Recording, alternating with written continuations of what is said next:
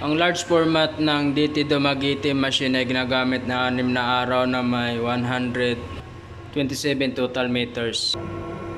Printer head area, capping 95% good condition, hindi pa napapalitan.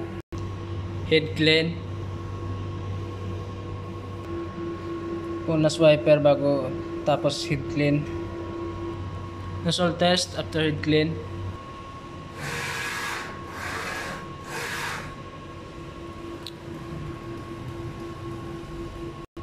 Ang system tama lang po. Ground wire, EVR, waste tank, nilinis lang po ito kahapon. Stock namin sa MYK. Wala na akong yellow. Consumable monitoring. Consumable monitoring. Cyan, magenta, yellow, black. Sublimation paper.